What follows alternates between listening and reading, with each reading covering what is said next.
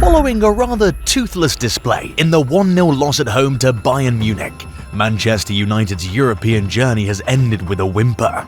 During the group stage of the competition, they conceded 16 goals and became the only team in Champions League history to score 3 goals in 4 group games without registering a win. Records continued to tumble because this was the first time that United had lost 4 games in a Champions League group stage. On top of that, they might have lost Harry Maguire and Luke Shaw to injuries, which makes for a grim reading ahead of a crunch tie with eternal rivals Liverpool. It's just sad to see a team that was once the golden standard for English football continue nosediving week in, week out. European nights were supposed to be a celebration of the club's rich history in the competition. The atmosphere against Bayern Munich, however, was that of resignation. Fans in attendance knew that a lot of things needed to go their way to finish second in the group, and the best they could do was to tackle the German machine. Bayern Munich's pedigree was there for all to see, but in a group containing the likes of Copenhagen and Galatasaray, 2 teams that don't exactly have a rich history in the competition, United were expected to go through. However, they made a meal of it by losing games and points in winning positions. Silly goals were given away, while the level of commitment simply wasn't there. And that has been the sordid tale of the 2023-24 campaign for the Red Devils so far. Erik ten Hag's arrival was greeted with a lot of enthusiasm. The Dutchman had taken Ajax to heights the Amsterdam Giants hadn't enjoyed since the early 90s. On top of that, the playing style was so good to watch. Ten Hag's Ajax side played an entertaining brand of football, so it was naturally expected that the Dutch tactician would add a lot of substance to a United side that was struggling to find its true self from within. 18 months on, and the club is still standing in the same place where it was when Ole Gunnar Solskjaer was sacked and was replaced by Ralf Rangnick. After finishing 3rd last season and winning the League Cup, this season was supposed to be the one where United would be making the title race interesting, even if it was too soon to outline their title credentials. Fans wanted to see the team build on the last season, but in all honesty, the 2022-23 campaign was just a case of United exceeding expectations. This season, what we've seen is the true version of Manchester United on the field. If you analyze Manchester United's recent defeats, you'd come to see that there's a trend of the team not working hard enough and being very passive both on and off the ball. This was the case against the humbling at the hands of Bournemouth at home, and it was no different against Thomas Tuchel's side. Both teams toyed with Manchester United and played with more intensity. Of course, there's also the win over Chelsea, which cannot be ignored. But if we're being realistic about that, United probably faced a Chelsea side that has issues of its own.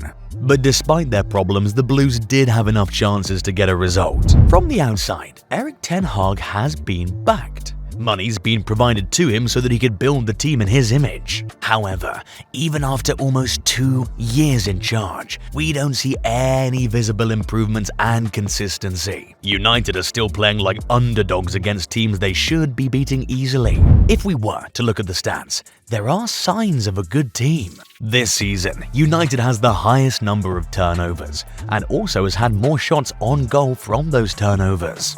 This is something that you'd see regularly from teams that are chasing silverware. However, this particular data point is a very small part of what is needed. The back line is very guarded and doesn't like to maintain a high line due to a lack of pace. On counterattacks, United are as susceptible as a deer in front of headlights. United have conceded 9 goals from such scenarios. 18 months is a long time for a manager to implement his style of play. However, that isn't the case. United still struggles when it comes to building from the back. Passing sequences are very crucial when it comes to assessing a team's ability to keep the ball, but United are very bad at keeping the ball. If you look at most of the highlights involving Manchester United, you'd observe that the passing sequence mostly breaks down in the midfield. Casemiro had a great first season, but has gone backward and seems to be a husk of a player who operated at such a high level alongside Luka Modric and Toni Kroos at Real Madrid.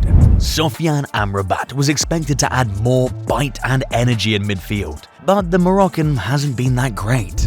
A lot of money was casually thrown to sign Mason Mount, but the Englishman has been a failure. Scott McTominay is perhaps the hardest worker in the squad, but the Scotland international is very limited. Having Bruno Fernandes operate closer to the centre-backs will risk the team's already average attacking output. Kobbie Mainoo has made a promising start to life as a first-team player, but he's too young to be relied upon consistently. With a myriad of problems in midfield, it's hardly surprising to see United struggle to control games. Up front, United paid good money to sign Rasmus Højlund, and the young Dane is yet to score in the Premier League. He's obviously a work in progress, but then again, these things carry little value when it comes to the club's need to be competitive. What's been more shocking has been the form of Marcus Rashford. After scoring goals for fun last season, the England international has fallen back into his old habits. He offers nothing up front and has made a habit of making the wrong decisions. Many times this season, his selfish streak has ended promising moves. While that was ignored last season because of the goals he was scoring, this time around you simply cannot ignore his ineffectiveness in the final third. In stark contrast, Alejandro Garnacho has seemingly made the starting role down the left flank his own. Yes, he has miles to go before realizing his true potential, but in his current form, you can see why Ten Hag trusts him more. With so many problems on the pitch, you can't help but feel that Erik Ten Hag's job is on the line. Normally, managers don't stay in the dugout after such displays, especially after they've been heavily backed in the transfer window. Sacking the manager can be a good thing in a way that it has a knock-on effect. Solskjaer's arrival following Mourinho's sacking turned things around for the Red Devils, and there are so many similar examples like this. But then again, United have been in the exact same place many times in the last 10 years. This means that the manager isn't exactly at the heart of all these issues. The biggest problem for United is that they still don't have an experienced director of football, which means that the manager is left with a lot of work to do on his own.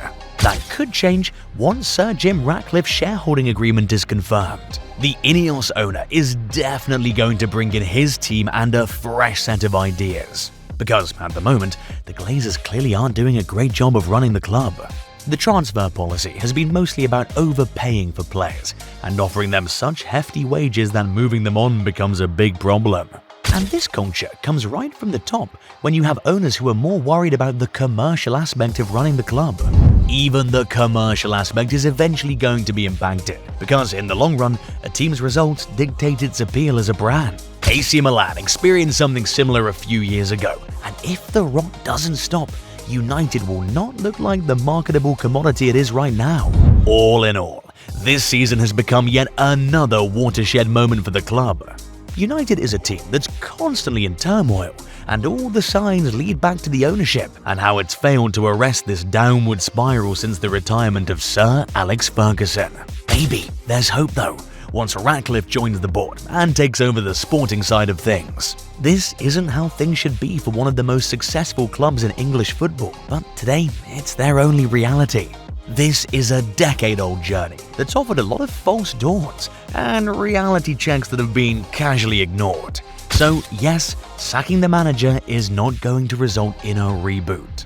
It all starts from the top, and once that's sorted out, only then will United have any hope of standing toe-to-toe with the likes of Brighton, Aston Villa and West Ham, let alone the other teams that are chasing glory. Let us know your thoughts in the comments below. And before you leave, make sure to smash the like and subscribe buttons, turn on your notifications, and watch this next video. Till next time.